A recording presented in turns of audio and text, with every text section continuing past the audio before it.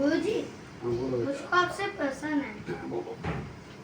ये भाग्य क्या है और ये कर्म क्या है? ठीक है बेटा। मुझे मुझे क्या आप इसका उत्तर देके मुझे समझा सकते हो? हाँ समझा बेटा। तो आप इसका उत्तर दीजिएगा। ठीक है बेटा, बताते हैं आपको। भाग्य और कर्म में बेटा कोई ज्यादा अंतर नहीं है। कर्म किसको कहते हैं? क्रियते इति कर्म, यानी जो किया जाता है, जो क्रिया की जाती है उसको हम क्या कहते हैं? कर्म। किंतु जो ज्ञात कर्म है, गुरुजी, बोलो बेटा। वैसे ज्ञात क्या है?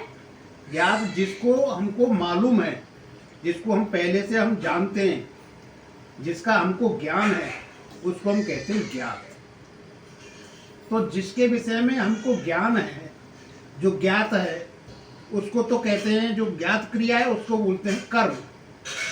और जो अज्ञात क्रिया है, यानी जिसका हमको ज्ञान नहीं है पर किया है हमने वो काम, किंतु हमको पता नहीं है, उसको हम कहते हैं भाग्य। हम आपको इसको एक उदाहरण देकर समझाते हैं बेटा, है ना। एक श्लोक आया है नीति में, पत्रम नैव करीर विटपे दोषो वसन्तस्य किम नो लूको अवलोक्यते देवा सूर्यस्य किम दूषणम् वर्षा नैव चातक मुखे मेघस्य किम दूषणम् यत् विधिना ललाट लिखितं तन्मार्जितुं कसमः। इसका मतलब यह है बेटा, एक करील का वृक्ष होता है, पेड़ होता है, उसका पेड़ होता है करील का पेड़, किंतु उसके ऊपर पत्ते नहीं होते। तो इसमें जो ऋषि ये कह रहे हैं कि देखिए, आप बात बताइए कि जो बसंत जब ऋतु आती है, वसंत ऋतु आती है फागुन और चैत्र के महीने में, हिंदी महीने में, यानी कि हम कह सकते हैं फरवरी और मार्च। तो उसमें सारे पेड़ों पर, सारे पौधों पर पुष्प फूल लग जाते हैं, पुराने पत्ते गिर जाते हैं, नवीन पत्ते आ जाते हैं। किंतु करील का पेड़ ऐसा है कि उसके ऊपर पत्ते नहीं आते हैं। तो क्या इसमें बसंत ऋतु का दोष है कोई? भाई बसंत ऋतु तो सबको खिलाती है, सबको पलवित पुष्पित करती है, किंतु वो नहीं होता है। तो इसमें दोष किसका है? ये दोष उसके करील के वृक्ष के भाग्य का दोष है, उसी के कर्म का दोष है। नोलू को अवलोक्यते देवा सूर्यस्य किम दूषणम्। उल्लू सुना है तुमने? एक उल्लू पक्षी होता है, वो ऐसे मुंह बना करके रहता है, पर उसको दिन में नहीं दिखाई देता, वो केवल रात में देखता, अंधेरे में दिखता है। तो ऋषि कहते हैं कि उसको, उल्लू को दिन में दिखाई नहीं देता है।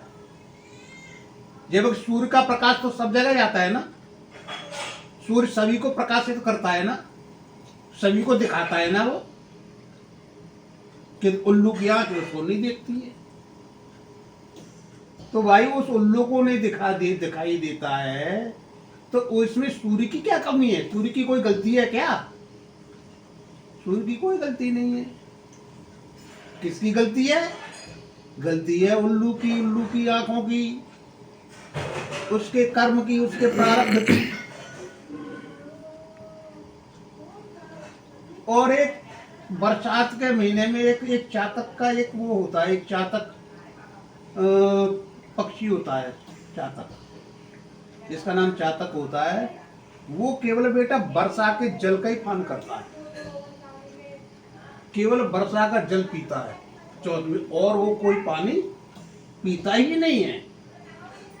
तो कभी कहते हैं कि यदि जो है ना, जब मेघ आते हैं, बरसात होती है, तो बरसात तो सब जगह होती है, सबको भिगोती है, सबको पानी देती है, किंतु यदि चातक के मुंह में पानी नहीं जाता है तो इसमें क्या वर्षा ऋतु का दोष है, क्या मेघों का दोष है, क्या बादलों का दोष है क्या इसमें?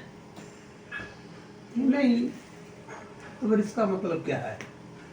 इसका मतलब ये है कि यदि जो विधाता ने, जो आपके पूर्वकृत कर्मों ने जो आपके ललाट पर लिख दिया, जो आपके मस्तक पर लिखना है उतना ही मिलेगा। चाहे पूरी कायनात, पूरी प्रकृति आपको देने के लिए सतत प्रयास करे, आपको नहीं मिलेगा। आपको वही मिलेगा जो आपने अर्जित किया है, जो आपने इकट्ठा किया है, जो आपने कर्म किया है, जो अज्ञात कर्म है, जिसका आपको ज्ञान नहीं। आदमी तो ये समझता है कि मैंने तो ऐसा कर्म नहीं किया, ये मुझे फल क्यों मिल रहा है ऐसा? भाई ये तो बड़ा सीधा व्यक्ति है, बड़ा सरल व्यक्ति हूँ, मैंने कभी किसी को दुख नहीं पहुंचाया, मैंने कभी किसी को कष्ट नहीं दिया, तो ये दुख, ये बीमारियां, ये परेशानियां मुझे क्यों हो रही हैं? व्यक्ति कहता है ना ये, पर वो गलत कहता है, क्योंकि ये भी जो भोग रहा है वो उसके ही कर्मों का दोष है, किंतु उसको उन दोषों का, उन कर्मों का पता नहीं है। तो इसका मतलब ये है बेटा, फिर आप ये कहोगे कि बाबा जी कि जब आदमी का जो लिखा हुआ है जब उसको वही मिलेगा तो उसको कर्म करने की क्या जरूरत है? क्यों करे? नहीं बेटा, भाग्य भी कर्म से ही उदय होता है।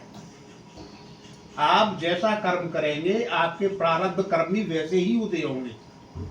शुभ कर्म आप करोगे तो प्रारब्ध के आपके जो कर्म शेष हैं तो शुभ उदय होंगे, अशुभ कर्म करोगे तो अशुभ कर्मों का उदय होगा, किंतु मिलेगा आपको वही जो आपका है। मैंने आपको क्या बोला कि जो भाग्य है, जो ज्ञात अज्ञात कर्म है, जिन कर्मों का आपको ज्ञान नहीं है, उसी का ही फल मिलेगा आपको। और अवश्य में भोक्तव्यम यत् कृतं शुभाशुभम, हर व्यक्ति को अपने किए हुए कर्म का फल भोगना ही पड़ता है, चाहे वो कर्म किसी ने देखा है, चाहे वो कर्म किसी ने नहीं देखा है, किंतु फल आपको भोगना ही पड़ेगा। तो इसीलिए जो हम कर्म का ही दूसरा नाम क्या है? भाग्य। बस इतना अंतर है कि कर्म का हमको ज्ञात है और भाग्य का हमको अज्ञात है, वो हमको ज्ञान नहीं है। इसलिए भाग्य और कर्म एक ही सिक्के के दो पहलू हैं, कोई अलग अलग नहीं है। समझ में आया आपकी बेटा? यस। ठीक बेटा, गुड।